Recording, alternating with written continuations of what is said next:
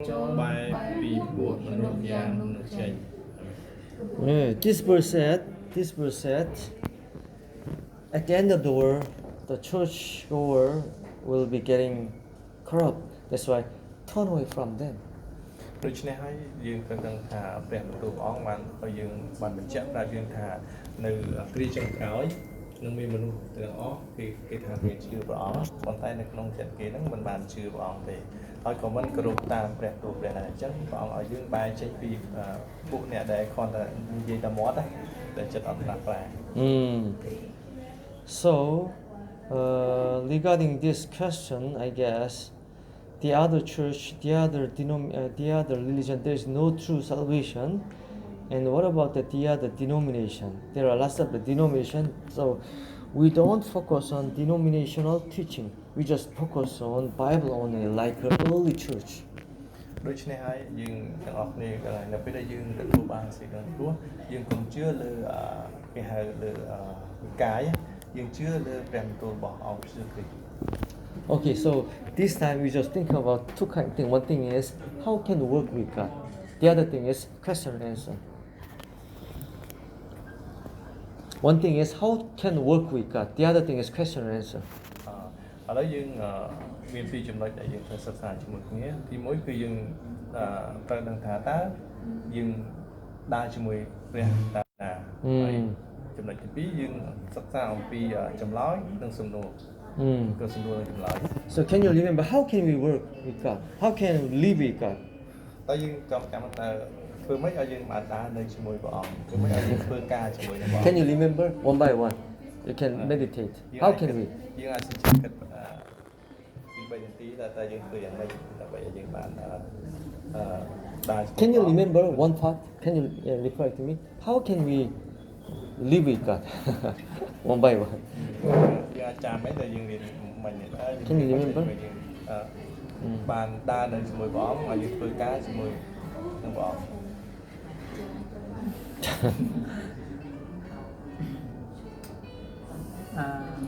ជាមួយយើងត្រូវញែកខ្លួនយើងចេញពីលោកីហើយយើងត្រូវដើរតាមព្រះជន្មចាស់មួយទៀតយើងត្រូវលះបង់ផ្លូវរបស់យើងដែលយើងដើរនៅក្នុងលោកីហ្នឹងថ្វាយទៅកាន់ព្រះជន្មចាស់ដើម្បីយើងដើរផ្សាយបន្តទៅកាន់មនុស្សដែលគេអត់ដល់ជឿ First devote my life to God and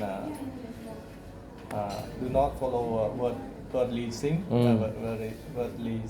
thing and the other we preach the gospel to the other Yeah, it's right. our family. Yeah, it's right. But in this session, I did not tell you just one. Yeah,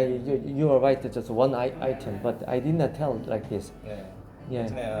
ចម្លើយនេះគឺជាចម្លើយបានល្អឬបោះបាយតែគាត់ចង់សួរចង់បាន In this session ដល់ខ្លីនៅក្នុងមេរៀននេះ First condition to live with God is to get the salvation first time. It's a main condition. ទីមួយនេះគឺតែចង់បានដល់ខ្លីគឺទីមួយគឺចង់ឲ្យយើងបានទទួលសេចក្តីសង្គ្រោះ 100% ដើម្បីឲ្យយើងបានដើរនៅជាមួយព្រះអង្គ If we didn't get the salvation, we are not God's kids. That's why God cannot live with us. ដូច្នេះនៅពេលដែលយើងមិនច្បាស់អំពីការទទួលបាននូវសេចក្តីសង្គ្រោះរបស់ព្រះអង្គចំពោះយើងទេអញ្ចឹងយើងមិនអាចខ្លាយជាកូនស្នូលគ្នារបស់ព្រះអង្គទេហើយព្រះអង្គក៏មិនបាននៅជាមួយយើងមិនបានគ្រប់គ្រងយើងដែរ That's why to live with God, we should clear our sin for making sure of salvation. After that, when we become the God's kid, we can live with God. After that, we can do some the method to live with God. ដូច្នេះហើយនៅពេលដែលយើងទទួលបានសេចក្តីសង្គ្រោះតាមរយៈព្រះរហ័តអង្គព្រះយេស៊ូវគ្រីស្ទឬតាមរយៈព្រះគុណរបស់ព្រះអង្គម្ចាស់ទើបបានយើងខ្លាយជាកូនស្នូលគ្នារបស់ព្រះអង្គបានគង់នៅជាមួយយើងទើបយើងធ្វើការអ្វីៗផ្សេងៗជាមួយនឹងព្រះអង្គបាន What is the other method to live with God? I can only show you. Yeah. Can you remember? One by one you can. យើងដឹងមួយចំណុចទៀតអត់មួយចំណុចវិញយើងដឹងថា The first thing is getting the salvation. The other thing is. ទីមួយគឺយើងត្រូវទទួលបានសេចក្តីសង្គ្រោះហើយចាប់ទី2 The other thing is. Ask again question again How can live with God? ចង់សួរថា តើយើងរស់ជាមួយព្រះអង្គតាមរបៀបណា I already show you the PowerPoint. ក៏តែក៏បាន Sometimes we just forget easily. That's why I just ask you again to keep in mind.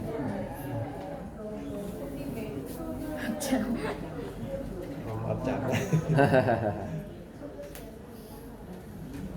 One is getting salvation. Salvation. The other thing is The other thing. ធ្វើយ៉ាងម៉េចដែលយើងមិនជឿ បានគឺថាគឺយ៉ាងម៉េចដើម្បីឲ្យយើងរស់នៅជាមួយនឹងព្រះអង្គហើយរស់នៅធ្វើការជាមួយនឹងព្រះអង្គនៅជាមួយយើងធ្វើការជាមួយព្រះអង្គ the other thing is ដោយសារតែយើងជឿលើព្រះអង្គទើបបានព្រះអង្គអាចនៅជាមួយយើងបានដោយការស្វែងយល់ព្រះបន្ទូលសិក្សាពីព្រះបន្ទូលរបស់ព្រះអង្គ believe God Christ. trust. Yeah. Yes, trust. Yeah, trust in Trust God. in God. Yeah. This is one vessel. The other thing, can you remember? The main method to live with God. យើងមើលមិញហ្នឹងមានពីរចំណុចដែលយើងសិក្សាចំណុចចម្បងអញ្ចឹងចំណុចមិញយើងបានឆ្លើយហើយថាយើងទទួលបានសេចក្តីសង្គ្រោះហើយបងស្រីក៏បានប្រាប់ថាយើងមានសេចក្តីជំនឿជឿលើអង្គព្រះយេស៊ូវគ្រីស្ទហ្នឹងក៏ត្រូវដែរប៉ុន្តែយើងចង់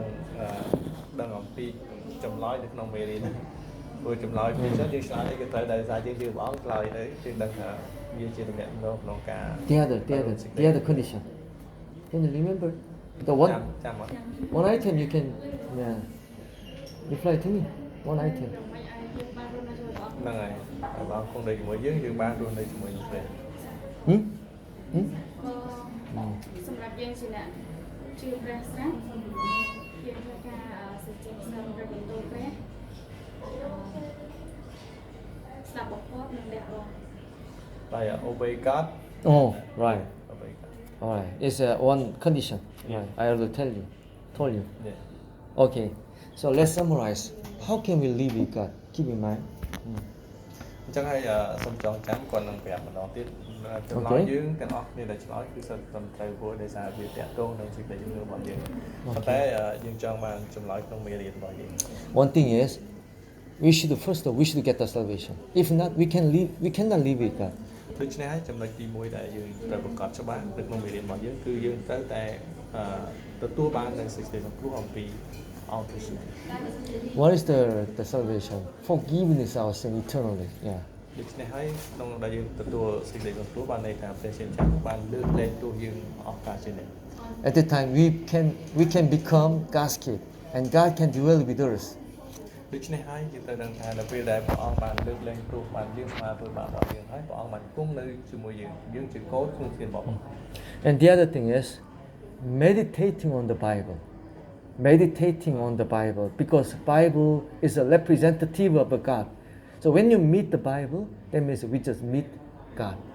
ដូច្នេះហើយចំណុចទី2ហ្នឹងគឺយើង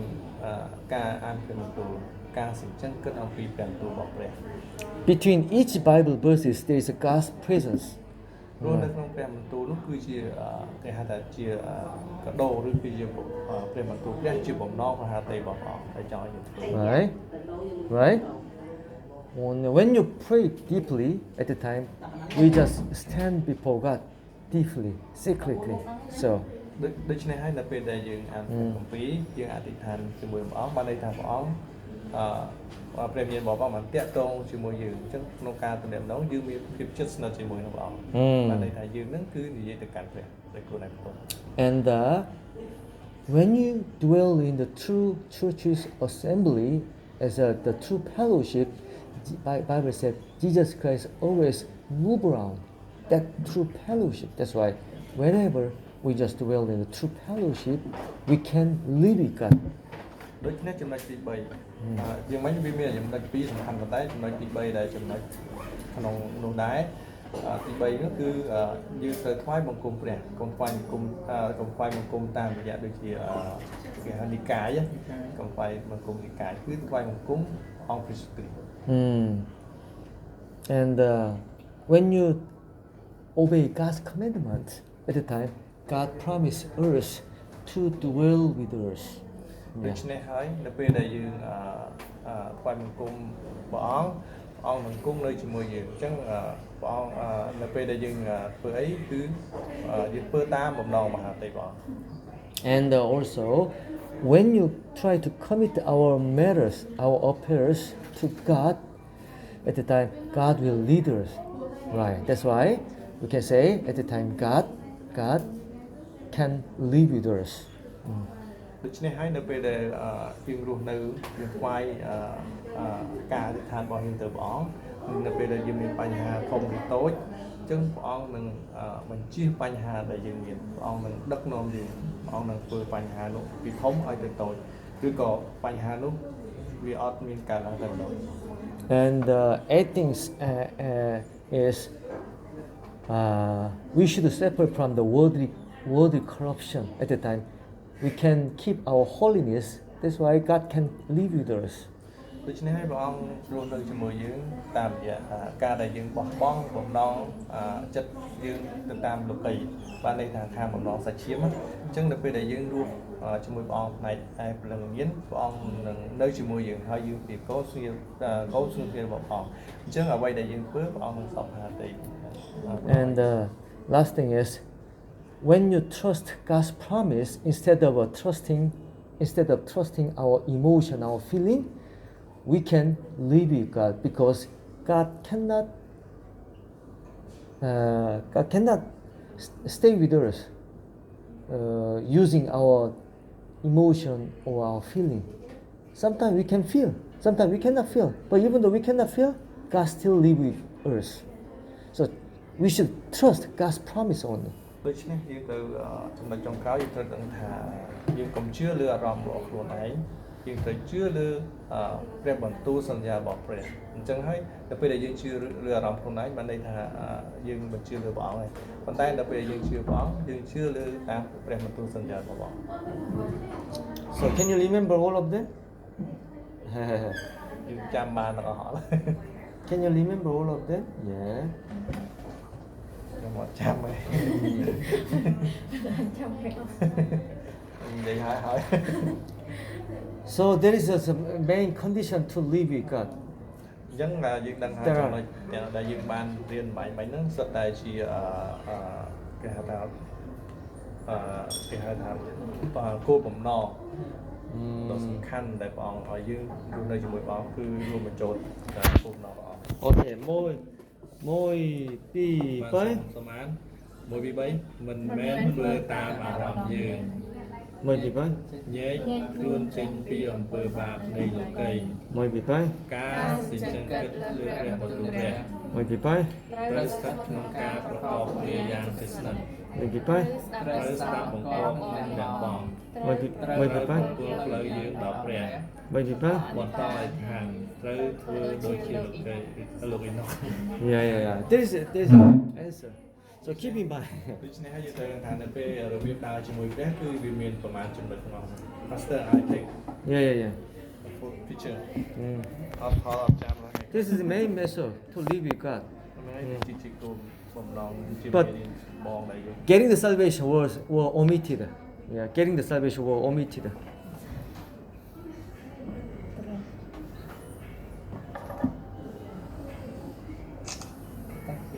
Yeah, you should add getting the salvation. You should add. Yeah, because there is no getting the salvation. ដូច្នេះវិធីសាស្ត្រទាំងអស់នេះហើយធ្វើឲ្យយើងទទួលនៅសេចក្តីសុខពីព្រះពីព្រះអង្គហើយយើងកាន់តែច្បាស់អំពីខ្លួនឯង And the question: in ancient time, how can they get the salvation? ដូច្នេះហើយយើងចង់សួរសំណួរមួយដល់បងប្អូនទាំងអស់គ្នាថានៅសម័យកាលដែលអត់ទាន់មានព្រះអត់ទាន់មានព្រះនៅសម័យកាលដែលអត់ទាន់មានព្រះគម្ពីរអានតើពួកគាត់នឹងទទួលសេចក្តីសុខតាមរយៈតាមរបៀបម៉េច Yeah. I already explained. In ancient time, នៅក្នុងសម័យបុរាណសម័យចាស់គម្ពីរបុរាណតែគាត់ទទួលសេចក្តី at the time there was no Bible, so how can they get the salvation? How can they stand before God? តែគាត់ទទួល I already explained. តាមវិធាន ពេលដែលគាត់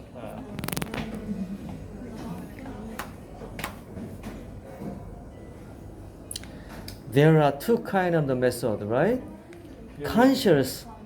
and Bible. បាទយើងមានពីរចំណុចដែលយើង I only explain. ទៅសិក្សាហើយគាត់បានបញ្យល់ហើយពីរចំណុចហ្នឹង At that time there was no Bible, but there is their conscience. They can be judged by God with their conscience instead of the Bible. But it does not mean they can go to heaven or they can go to the tansu. We cannot make sure. It depends on God's decision. So because there was no Jesus Christ, there was no the conscience. There is no Bible. That's why. But at least they should be judged by conscience, because there was no Bible at that time. ដូច្នេះហើយយើងត្រូវដឹងថានៅសម័យកាលពីបុរាណហ្នឹងពីន័យថានៅពេលនោះពួកគាត់អត់មានព្រះគម្ពីរមើលទេហើយមិនដឹងថាពួកគាត់នឹងទទួលសង្គ្រោះតាមរយៈអីដែរប៉ុន្តែបើនៅក្នុងព្រះគម្ពីរបានប្រាប់ថាតាមរយៈការប្រព្រឹត្តរបស់ពួកគាត់តាមរយៈដួងចិត្តក្នុងការដូចជាការធ្វើអំពើល្អរបស់គាត់ណាអញ្ចឹងគាត់ទទួលសង្គ្រោះតាមរយៈនោះ Yole. What about the kid, infant? យើងមើលគេរត់ដែលគាត់នៅផ្ទុំក្នុងផ្ទៃ If they die on mother's womb, in the mother's womb, បើសិនបើគាត់អត់បានកើតមកគាត់ស្លាប់នៅក្នុងពោះតែយើងគិតយ៉ាងម៉េចដែរតែពេលគាត់ស្លាប់ គាត់ទៅខាងសួគ៌ we cannot make sure they can go to heaven or not. But at least the Bible said they cannot judge it by Bible. That's why, because they cannot read the Bible because they are so young, and even though they have their conscience, they cannot aware of the conscience. They cannot control by their conscience because they are so young. That's why we can guess. We cannot make sure, but we can guess they might go to heaven. And Deuteronomy chapter 1 said like this. ដូច្នេះយើងត្រូវដឹងថាយើងធ្វើការគិតជាមួយគ្នាយើងគិតថានៅពេលដែលទីរស់ទោះបីកើតនៅសម័យបុរាណឬសម័យនេះក៏ដោយទោះបីសម័យនេះមានព្រះគម្ពីរក៏ដោយប៉ុន្តែបើគាត់មិនបានចេញមិនបានកើតមកហើយមិនបានមើលព្រះគម្ពីរផងតើគាត់ដឹងអំពីអំពើបាបហើយអំពើល្អអំពើអាក្រក់យ៉ាងម៉េចបានបើគាត់មិនបានរស់នៅលើផែនដីនេះផងអញ្ចឹងយើងត្រូវគិតដល់គ្នាថាយើងគិតថាមនុស្សហ្នឹងគឺជាមនុស្សនៅបរិសុទ្ធឡើយមែនអត់អញ្ចឹងបើសិនជាគាត់នៅបរិសុទ្ធគាត់អត់ប្រព្រឹត្តអំពើបាបហើយគាត់ស្ដាប់ទៅគឺគាត់ទៅរស់នៅឋានសួគ៌មែនអត់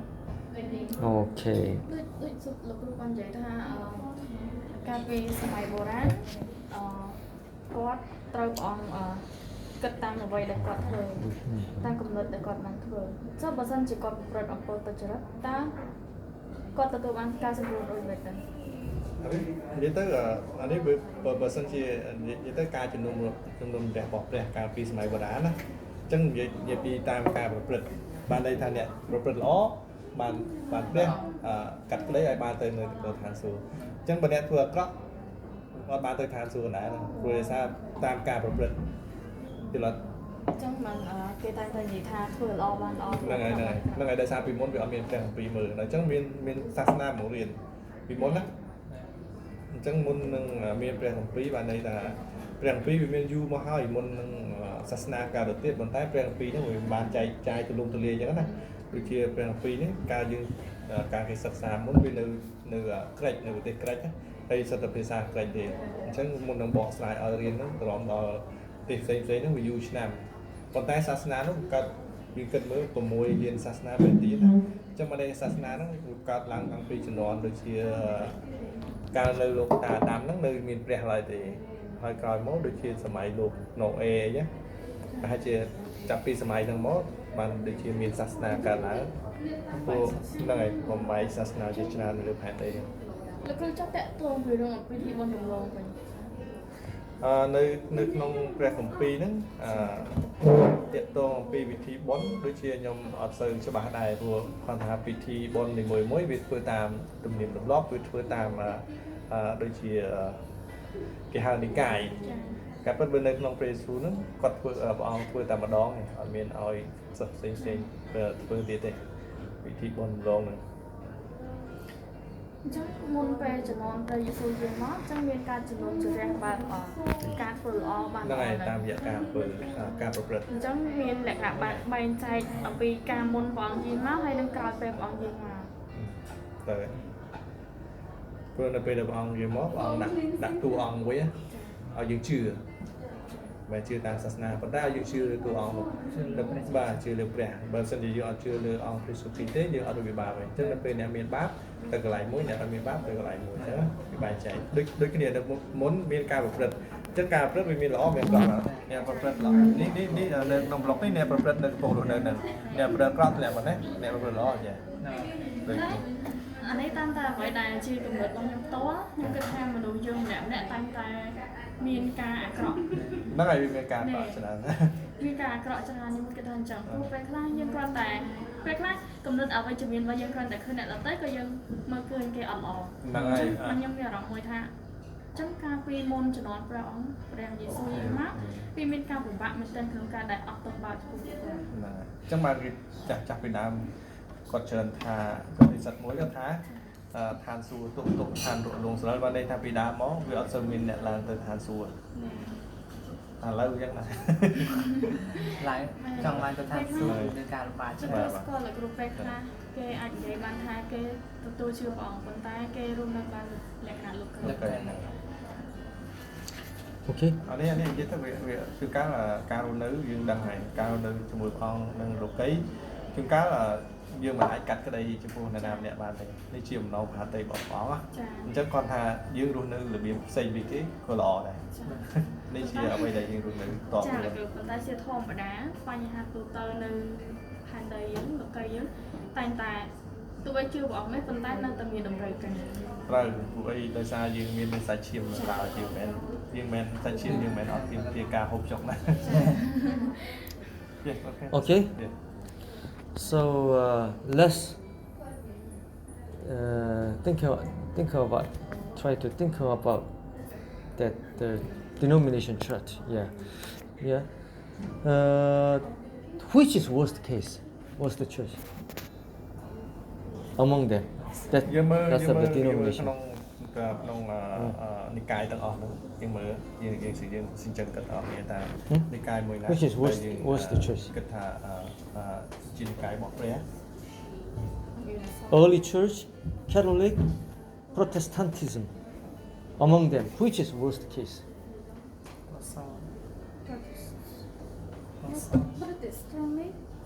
Protestantism means best. Your church. ថាទៅខ្ញុំ